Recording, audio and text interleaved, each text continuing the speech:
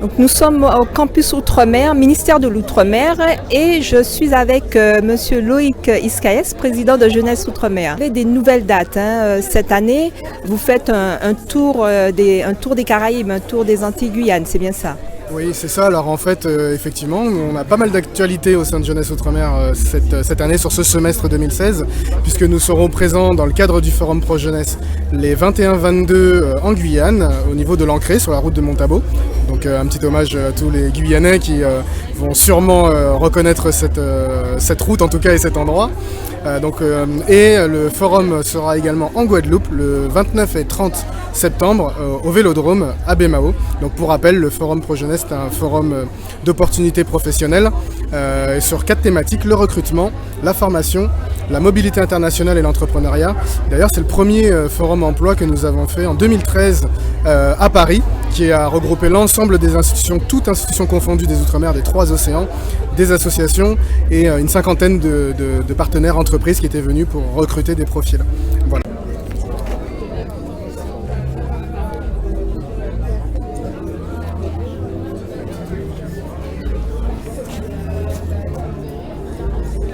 C'est la première fois que vous irez en Guyane?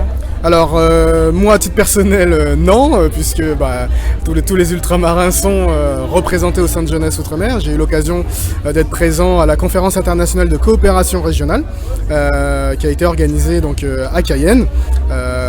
Et donc là, j'y vais pour une autre occasion, en tout cas pour raison tout à fait professionnelle, à travers le Forum Pro Jeunesse. Mais c'est la première fois que le Forum Pro Jeunesse aura lieu à Cayenne.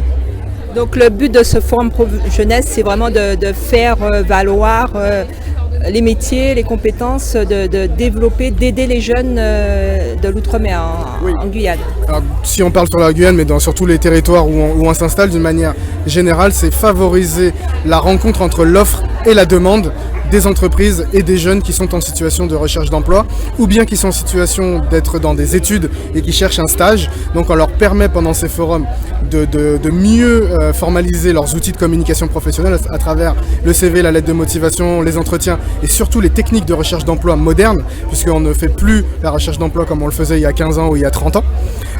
Et pendant ce forum, ils auront l'occasion de rencontrer directement des employeurs qui sont prêts à les écouter, qui sont prêts à les écouter se défendre pour pouvoir avoir des stages, des alternances et de l'emploi, voire même sur la création d'entreprises ou la mobilité internationale. Alors avez-vous eu des bons retours, des retours positifs de jeunes qui ont trouvé du travail après ces formations? Oui, bien sûr. En fait, tous les jours, on reçoit des mails des jeunes qui côtoient nos différentes activités.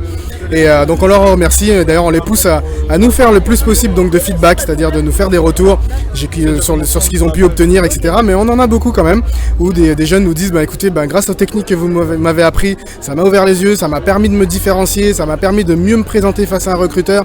Et effectivement, auparavant, j'étais dans la masse et j'arrivais pas à me différencier. Et maintenant, j'ai compris comment ça fonctionne et j'ai pu changer le rapport de force face à un recruteur. Parce qu'on a souvent l'impression que c'est le recruteur qui dicte tout pendant un entretien, alors que c'est faux.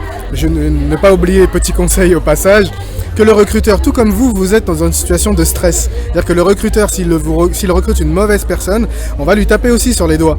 Voilà, donc lui aussi, il a du stress, donc prenez ça en compte.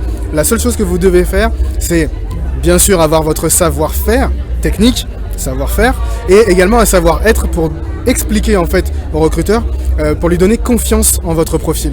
Puisque n'oubliez pas que lui aussi, il a peur, il est en stress, et il a besoin d'avoir confiance en vous. Je vous remercie. Merci beaucoup.